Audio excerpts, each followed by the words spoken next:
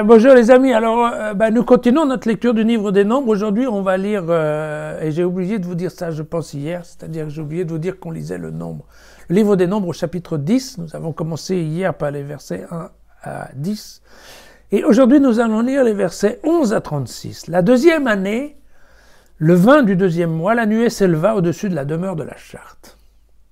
Les fils d'Israël partirent du désert du Sinaï, chacun à son tour, et la nuée séjourna dans le désert de Paran.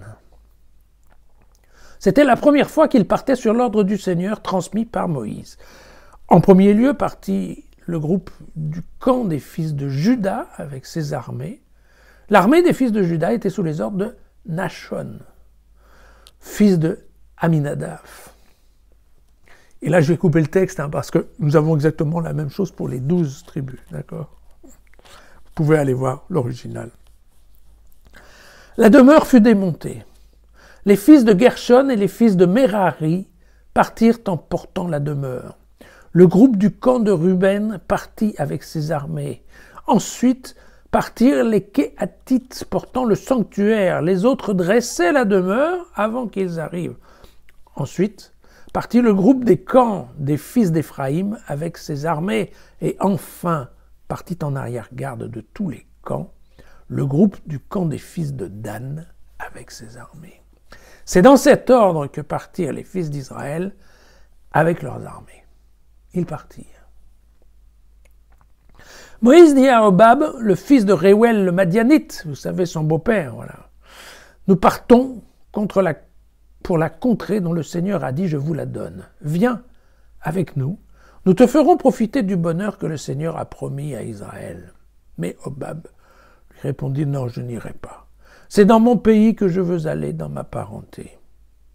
Mais Moïse reprit, mais ne nous abandonne pas, étant donné que tu connais les endroits où nous pouvons camper dans le désert, tu nous serviras de guide, et si tu viens avec nous, lorsque nous arrivera ce bonheur que le Seigneur veut nous accorder, nous t'en ferons profiter. Ils partirent de la montagne du Seigneur pour une marche de 3 jours. La nuée du Seigneur les couvrait pendant le jour, au moment où ils quittaient le campement. Et quand l'arche partait, Moïse disait, « Lève-toi, Seigneur, tes ennemis se disperseront, tes adversaires s'enfuiront devant toi. » Et quand elle faisait halte, il disait, « Reviens, Seigneur. » Innombrables sont les milliers d'Israël. Voilà. Et donc, vous voyez qu'effectivement, ce verset 11, ça y est, finalement. Finalement, parce que quand même, nous sommes au chapitre 10 du livre des Nombres, il s'est quand même passé beaucoup de choses que la troupe n'avait pas encore bougé. Et là, finalement, la troupe se met en route et selon le plan qui était programmé, vous voyez, la logistique est fine. Et tout ça se met en place assez bien, avec beaucoup d'organisation et de détails, en fait. Voilà. C'est ça. Mais tous les détails étaient fixés à l'avance. Ce qu'on n'avait pas encore vu, c'était la mise en route. Et la mise en route, a priori, se passe plutôt bien. On remarquera, grâce à la date qui nous est donnée, que la station au pied du mont Sinaï, elle aurait quand même duré environ 1 an. Bon, le temps de recevoir les tables et tout ça. Voilà. Alors Hobab, ce fameux Hobab, en fait, il serait le frère de Séphora. Vous savez, Séphora, c'est la femme de Moïse, la fille de Réuel. Réuel qui était le prêtre de Madian. Et vous vous souvenez que ce prêtre de Madian était venu voir Moïse et qu'il était resté un peu et qu'il avait d'ailleurs aidé Moïse à organiser, vous savez, son travail de juge, parce qu'il lui disait, mais tu peux pas tout juger comme ça, il faut que tu montes un certain nombre de tribunaux avec des gens avec qui tu vas déléguer la responsabilité de juger pour toi. Voilà. Puis toi, tu gardes que les problèmes délicats et les choses un peu douteuses. Et donc voilà. Et donc Hobab, a priori, on ne sait rien de Réuel, on ne sait pas s'il est parti ou pas, mais ce Hobab, a priori, est encore là, et d'après ce qu'on croit comprendre du texte, il connaît très bien la région, puisque de toute évidence, il a l'air de connaître les endroits où on peut camper. Le texte ne nous dit pas, il faut bien le dire, que si oui ou non, Hobab a accepté la proposition de Moïse de faire route avec lui, et quelque part de participer en fait au bonheur de découvrir la terre de Canaan. Mais voyez que déjà dans ce petit passage des Nombres, c'est important parce que on se rend bien compte que même dans une tradition juive, hein, parce que le livre des Nombres, c'est quand même, ne l'oubliez pas, la tradition juive. Hein, eh bien, le livre des Nombres, ne l'oubliez pas, se trouve dans la Torah. Hein. Eh bien, vous voyez qu'il y a déjà une ouverture, et il y a déjà une ouverture pour des gens non juifs, typiquement Madianites. Les Madianites ne sont pas juifs.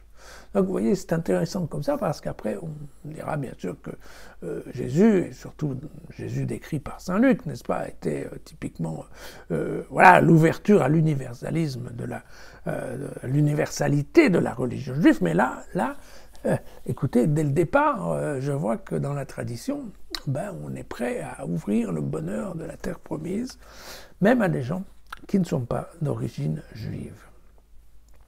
Voilà. Je vous rappelle concernant cette deuxième marche dans le désert qu'elle va fonctionner exactement comme on peut le lire dans l'Exode au chapitre 13, nous l'avons vu ensemble.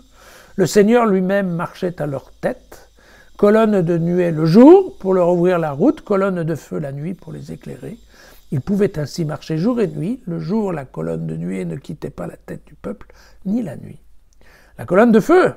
Et puis, un peu plus loin aussi, dans l'Exode, au chapitre 40, vous avez « Quand la nuée s'élevait au-dessus de la demeure, les fils d'Israël prenaient le départ pour chacune de leurs étapes. Mais si la nuée ne s'élevait pas, ils ne partaient pas avant le jour où elle s'élevait de nouveau. Car la nuée du Seigneur était sur la demeure pendant le jour, mais pendant la nuit, il y avait en elle du feu aux yeux de toute la maison d'Israël et à toutes leurs étapes. » Voilà. Il semble qu'ici, dans le livre des Nombres, ça soit un petit peu différent, puisqu'on voit que Moïse puisse parfois donner des ordres à Dieu, ou en tout cas lui rappeler lève-toi, debout, couché, reviens. Bon, voilà. Il paraît qu'en effet, il s'avère Dieu est vraiment de plus en plus distrait. Voilà. À demain.